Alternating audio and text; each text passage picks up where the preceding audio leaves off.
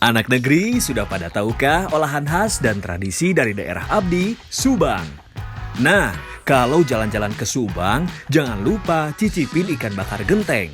Rasanya pasti beda dengan ikan bakar lainnya. Kue Ustadz yang mulai langka masih bisa dijumpai di sini.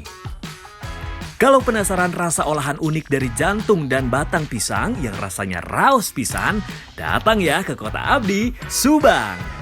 Karena alam memberi banyak manfaat.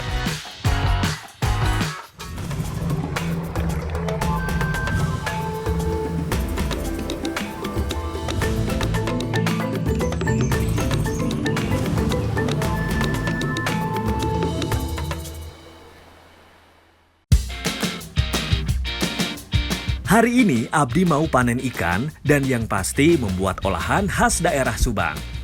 Ada resep warisan nenek moyang nih, namanya ikan bakar genteng yang rasanya raos pisan. Ada juga kue yang warna dan rasanya beraneka ragam.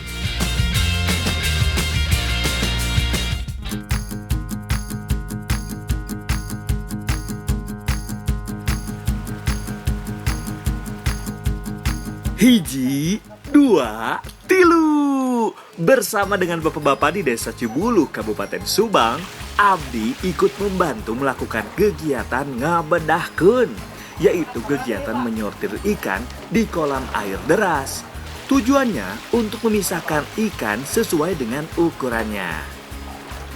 Ikan yang kecil biasanya akan dibiarkan di dalam kolam kecil hingga beratnya mencapai paling tidak setengah kilogram. Sedangkan yang besar akan dipindahkan ke kolam yang lebih besar ataupun bisa untuk dijual. Kegiatan ngabedahkeun ini juga bertujuan untuk menjaga kepadatan kolam dan menjaga kualitas ikan juga. Selain dengan tangan kosong, ada cara lain lagi untuk menangkap ikan di kolam, yaitu dengan menjaring ikan seperti ini.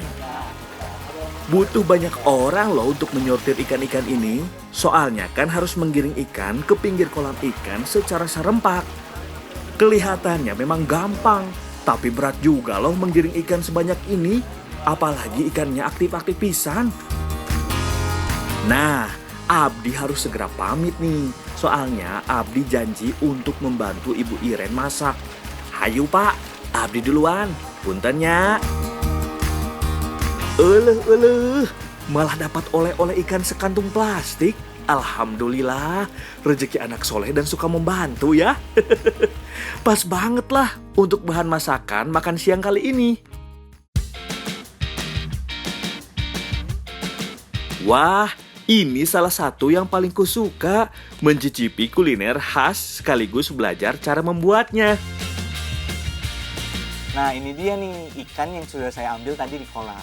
Selanjutnya saya akan membuat olahan ikan khas Jawa Barat, yaitu ikan bakar genteng. Pasti enak rasanya. Nah, udah ya, Bu. Wah, Jawa Barat memang terkenal akan kulinernya yang beragam ya. Saya makin penasaran, kira-kira bagaimana ya rasanya ikan dibakar menggunakan genteng? Apalagi ikan yang digunakan baru saja dipanen, pastinya masih segar dan tidak amis. Makanya, untuk memasaknya pun cukup menggunakan bumbu yang sederhana.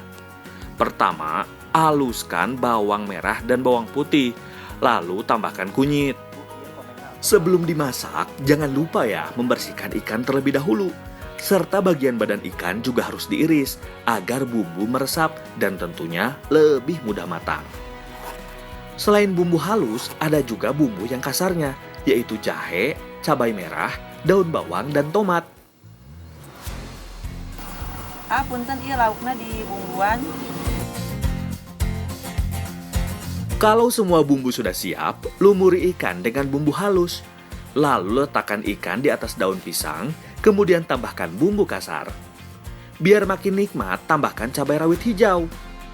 Makanan Sunda memang enggak lengkap kalau tidak pedas. Terakhir, bungkus ikan menggunakan daun pisang dan ikan siap untuk dibakar. Panaskan dahulu gentengnya, lalu letakkan bungkusan ikan di atasnya. Bakar kira-kira selama 30 menit. Jika dilihat dari tampilannya, ikan ini seperti pepes. Namun, ini dibakar. Nah, fungsi genteng ini agar ikannya masak sempurna dan tidak gosong. Memasak ikan dengan cara dikukus akan membuat kulit ikan menjadi basah. Sedangkan ikan yang dibakar, kulitnya akan menjadi gosong. Dengan menggunakan teknik ini, kulit ikan akan lebih kering, namun juga tidak akan gosong. Nah, jika kulit pisang sudah terlihat layu dan kering seperti ini, angkat dan ikan siap disajikan. Wah, wah, wah, aromanya geunah pisan. Harus segera disantap. Masak ikan seperti ini, sensasinya memang beda. Rasa pedas, gurih, dan asamnya sekilas memang mirip dengan pepes, tapi lebih garing dan kering. Kalau yang tidak suka dengan tekstur pepes yang cenderung berair, nah, teknik bakar ikan genteng ini bisa menjadi pilihan. Selain nikmat, tentunya juga sehat kan?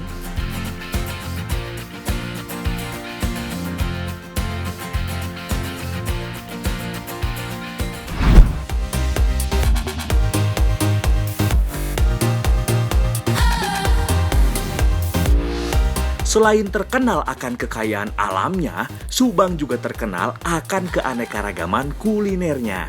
Salah satunya yang sedang Abdi buat kali ini. Kita akan membuat kudapan khas Jawa Barat, yaitu dari daerah Subang juga, yaitu kue Ustad. Unik juga bukan namanya? Naon lah itu, Bu? Ayeuna dipayunkeun eta lah ketan ditutuan. Ditutuan. Mohon, siap. Kue yang satu ini memang punya nama yang unik. Dinamakan kue Ustad karena dahulu kue ini merupakan sajian wajib yang dihidangkan untuk para ustad setiap ada hajatan ataupun pengajian. Bahan utamanya adalah tepung beras. Di Jawa Barat memang banyak sekali sajian yang terbuat dari tepung beras. Karena provinsi ini memang terkenal dengan hasil pertanian berupa komoditi padi-padiannya. Tugas Abdi kali ini adalah menumbuk beras ketan. Kalau kualitas beras ketannya, jangan ditanya. Betul-betul kualitas nomor hiji, sae pisan. Sementara itu, Bu Ena sedang memarut kelapa dan Teh Neni menyiapkan bahan. Bahan untuk pewarna alami seperti kunyit, daun suji, dan buah naga agar warna kue ustadnya semakin cantik. Caranya dengan mengambil air sari dari bahan-bahannya tersebut menggunakan perasan kain atau biasa disebut kain waring. Tuh, cantik pisan kan warnanya? Nah, kalau berasnya sudah halus seperti ini, kemudian tepung harus disaring terlebih dahulu sebelum diolah. Tujuannya agar tidak ada lagi gumpalan-gumpalan kasar yang nantinya bisa merusak tekstur kue. Tos cekap itu, Bu, sakieu wae. Apa tuh sih?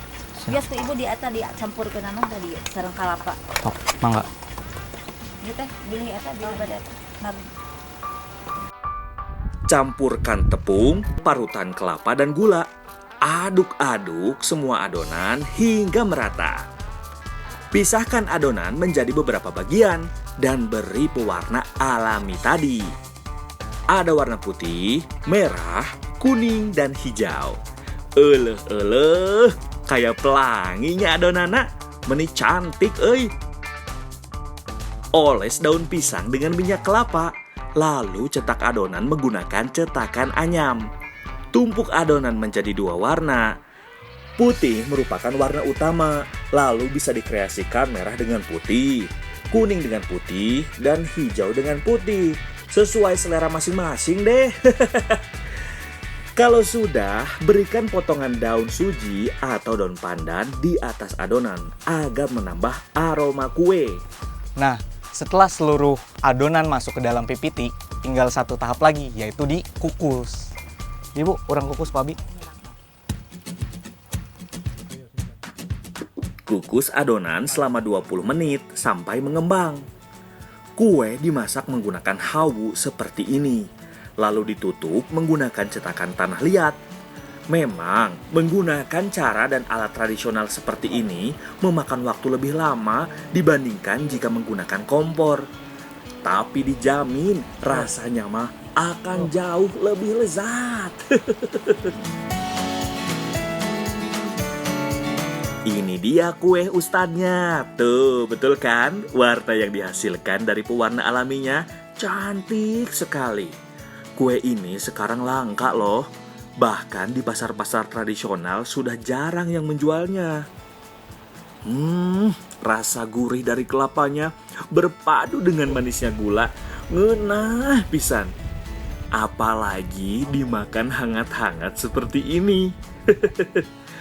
Tekstur kuenya kenyal sekali. Bu Enah dan Teh Neni memang jago nih membuat kudapan yang satu ini.